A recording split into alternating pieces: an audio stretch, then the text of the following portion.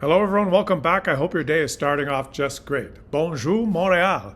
C'est beaucoup de neige.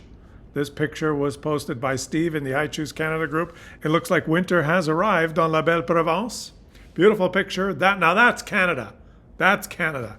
The snow hanging on the trees. It looks just beautiful. We have to prepare ourselves for a major announcement that Mark Carney and our government will make tomorrow, just a few days after they've tabled their first budget. And it is the announcement of more nation-building projects. Now, I'll do a video on that tomorrow after the announcement's made and we know more specifics, but I want to share with you today what's been said so far and a really good source of information online so that you can keep up with the news if you like on your own. So the headline is this, reported on CBC on November 10th, Carney to announce new tranche of major projects on Thursday. That's in addition to the 5 other nation-building projects that were previously announced in September. The government's growth plan leans heavily on getting these mostly energy and resource-related projects built quickly, with an eye towards expanding beyond the increasingly protectionist United States. Mark Carney said that Canada is grappling with a radically different United States trade policy than anything we have seen in our lifetimes, and the country has to act quickly to shore up the economy. In addition to the 5 projects that have already been given the green light, the budget said other projects that are serious contenders for fast-tracked approval include a Toronto to Quebec City high-speed rail project, Alto, expanded port facilities in Churchill, Manitoba, critical minerals development throughout the country, and an Alberta-based carbon capture and storage system called Pathways Plus. So we don't know what the new projects that will be announced tomorrow are yet, but the opposition leader, Pierre Poilievre, has made his position clear even before the announcement's made. Mark Carney's solution to too much government blocking our resource projects is to create another government department, said Poilievre in a post-budget speech of his own to a business crowd in Toronto last week. Building an oil pipeline is clearly not going to get done under his watch, he said. And what did you expect from Mr. Doom and Gloom? Basically to just make up a reason why major pipelines aren't being built, which is a lie. We just built a major pipeline from Edmonton to Vancouver. It's called the Trans Mountain Expansion Pipeline. It's the definition of a major pipeline, and it was just built by the previous Liberal government. They actually paid for it with taxpayer dollars. Just assert that the reason that no major pipelines will get built, a lie, is because the Liberal government won't allow them to be built. And under this government, there's no chance that another one will be built. Which is very ironic to say for a guy who's been in politics for 20 years, who was a member of Stephen Harper's government, who was in power for 8 to 10 years, a Harper government who self-proclaimed its mission was to make Canada an energy superpower. How many major pipelines were built while Stephen Harper was the Prime Minister? Let me add them all up. None. But Mr. Doom and Gloom, depicted here in this nice cartoon, is just always ready to be negative, to disagree, to blame everyone else, and to spew his negativity. Pierre, you're the member representing now Battle River, Alberta. Maybe you could try, instead of just spewing doom and gloom, maybe you could talk with your constituents who live in this massive riding, the size of some Atlantic provinces in central eastern Alberta, and come up with some ideas that they might have to fund some nation-building projects, maybe a massive state-of-the-art electricity generated from solar power in the area. Your riding consists of thousands of square miles of sunny Alberta prairie. Maybe your riding is the perfect place in Canada to generate efficient, low-cost solar energy, to fuel some of the industries that Alberta might need in the future, some of the data centers, and some of the ideas that Alberta has to diversify their economy. Why don't you start working with the people that live in your riding and trying to work with the government to get some things going rather than just complaining and doom and gloom over and over at every turn. No matter what ideas or what initiatives anyone has, it's like a broken record. Well, that's not going to work. Canada's broken. It's all terrible. It's just so tiring to hear these flaccid, pathetic politicians. I guess that's his shtick. He just wants to cater to the people that think Canada's broken, and he wants their vote.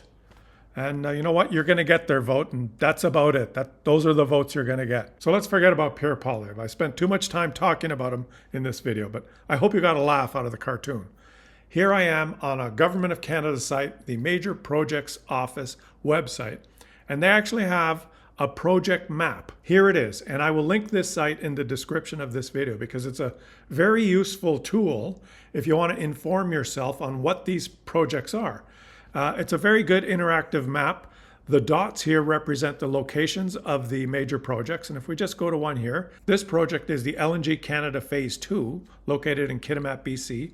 And then it gives you a link here that you can click where they provide a project description. This project would double LNG Canada's production of liquefied natural gas, making it the second largest facility of its kind in the world.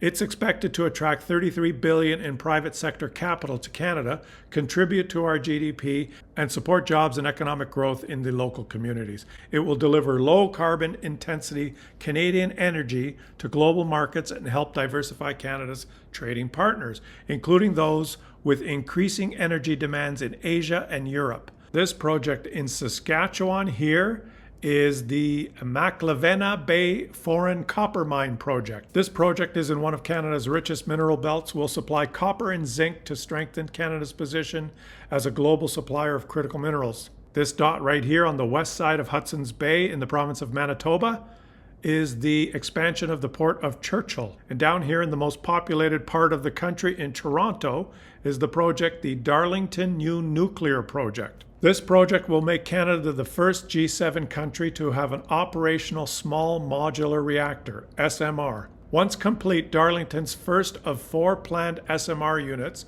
would provide reliable, affordable, clean power to 300,000 homes while supporting 200 high-paying jobs. And this dot here, it looks like it's right on top of the island of Montreal, is the Contresor Terminal Container Project. This project will expand the Port of Montreal's container capacity by approximately 60% to give Canada the trading infrastructure it needs to keep goods moving, meet the growing demand, and diversify our trade routes. And I missed this project, a second project in British Columbia, which is the Red Chris Mine expansion. This major expansion project will extend the lifespan of the mine by over a decade, increase Canada's annual copper production by over 15%, and employ 1,500 workers during its operation. So I find this to be a very good source of information. You can interact with this map, and then if you want to find out more about the projects, you can Google them separately, but this gives you a summary of what the projects are.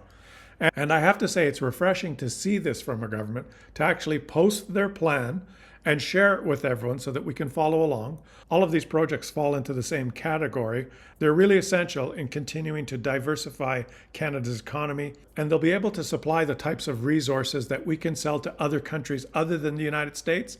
And with respect to the expansion of the port in Montreal, they're increasing the infrastructure that we'll need to be able to trade with the rest of the world and decrease our reliance in the United States. So there really is a plan here, and I'm looking forward to the announcement tomorrow to see what additional projects get added to this list. Mark Carney will make this announcement tomorrow from Prince Rupert, British Columbia. It will be interesting to see which projects make the list. I do have to point out one thing. There's been one provincial premier who we haven't heard from for quite a long time. We're used to hearing from her a lot, but we have not, and that's Danielle Smith. She's been fairly quiet lately, and I have to say that she's refrained from just launching attacks at the federal government, which was her style in the past, and she has been communicating with Mark Carney. And Prince Rupert, the location, just happens to be the terminus of the Northern Gateway pipeline, which is one of the projects that I think Danielle Smith would like to see on the list. So we'll see if there's a pipeline project that makes this list. My personal opinion is that we're more likely to see additional natural gas pipelines make it onto the list because, let's face it, there's a better business case for LNG. Despite what our previous Prime Minister, Justin Trudeau, said, he was dead wrong when he said there was no business case for an LNG project. The cost that natural gas sells for in North America right now is about $4 per MMCF. The cost that Japan is willing to pay now is about $11 per MMCF. And demand for energy is increasing rapidly in Asia, so that price differential sure makes a good, compelling business case to expand LNG exports. Oil, on the other hand, well, you have West Texas Intermediate trading at about $60 a barrel now, Western Canadian Select trading at about, say, $50 a barrel. Whether we sell that heavy oil to the United States or overseas, there's not any significant difference in the price that we will get, despite the rhetoric that you'll hear again from people like Pierre Poilievre that we sell our oil to the United States at a discount, and why don't we build a pipeline and then we can sell it to the world and get full price? That's just a load of BS.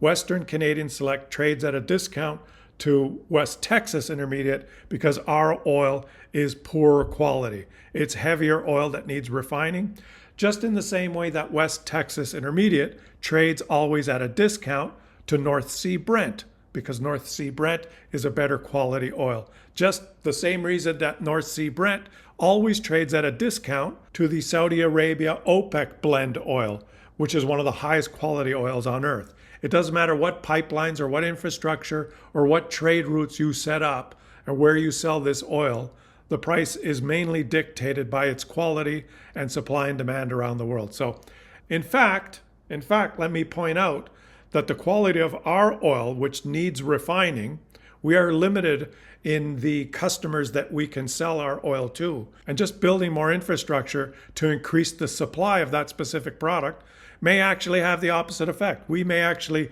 oversupply the market and cause the price to actually go down a little bit. So let's see what the announcement is tomorrow. I'll absorb the information and then make a video for you. But in the meantime, enjoy shoveling the snow in Montreal. Get the cross-country skis out and go for a ski. Subscribe to the channel if you're enjoying my content. And if you want to support my work on a monthly basis, consider becoming a channel member by clicking the join button below. Have a fantastic rest of your day, everyone, and I'll catch you all on the next one.